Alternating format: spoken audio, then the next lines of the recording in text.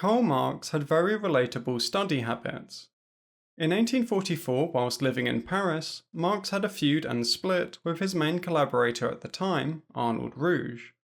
One of the side effects of this drama was Ruge writing letters to friends in which he described Marx's erratic behaviour at length.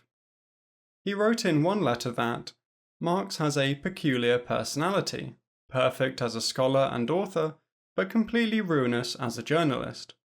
He reads a lot, he works with unusual intensity, and has a critical talent that occasionally degenerates into a wanton dialectic.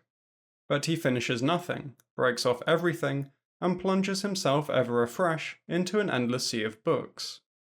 With his scholarly temperament, he belongs completely to the German world, but his revolutionary attitudes exclude him from it. I have for long taken a lively interest in him, and now the unpleasant fact is that it is precisely this interest that has caused the dissension between us. I was involuntarily reminded of Dormer and his excessive sensitivity. If possible, Marx is even more irritable and hot-tempered, particularly when he has worked himself sick and not gone to bed for 3, even 4 nights on end. In another letter, Ruge wrote that Marx wanted to criticize Hegel's natural law from a communist point of view, then to write a history of the convention during the French Revolution, and finally write a critique of all socialists. He always wants to write on what he has just read, but then he always reads wider and makes new excerpts.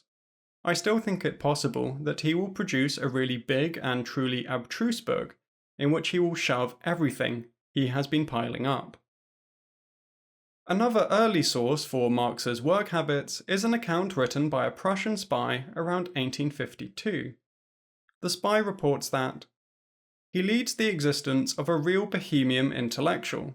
Washing, grooming, and changing his linen are things he does rarely, and he likes to get drunk.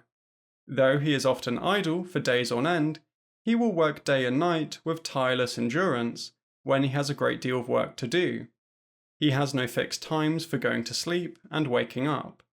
He often stays up all night and then lies down fully clothed on the sofa at midday and sleeps till evening, untroubled by the comings and goings of the whole world. At the time, Marx was struggling in his personal life and had recently suffered several years of state repression and political exile.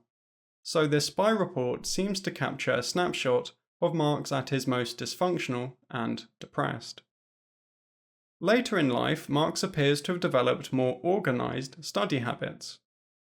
His son-in-law, Paul Lafargue, noticed that, in spite of the late hour at which Marx went to bed, he was always up between 8 and 9 in the morning, had some black coffee, read through his newspapers, and then went to his study, where he worked till 2 or 3 in the morning. He interrupted his work only for meals, and when the weather allowed, for a walk on Hampstead Heath in the evening. During the day he sometimes slept for an hour or 2 on the sofa. In his youth he often worked the whole night through. Marx had a passion for work. He was so absorbed in it that he often forgot his meals. He had often to be called several times before he came down to the dining room, and hardly had he eaten the last mouthful that he was back in his study. Lafargue also noticed that Marx liked to walk around a lot whilst writing. He wrote, "The only physical exercise he ever pursued regularly was walking. He could ramble or climb hills for hours, chatting and smoking, and not feel tired at all. One can say that he even worked walking in his room, only sitting down for short periods to write what he thought out while walking." Although we never truly know historical figures like we know our friends, I really enjoy learning these kinds of facts about a famous writer. It transforms them from a myth into a person, complete with various idiosyncrasies. I strongly relate to much of Marx's behaviour. I also finish nothing, break off everything, plunge myself afresh into an endless sea of books, and always want to write on what I have just read.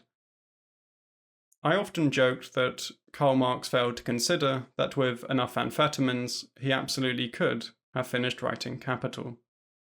As always, the source is in the description.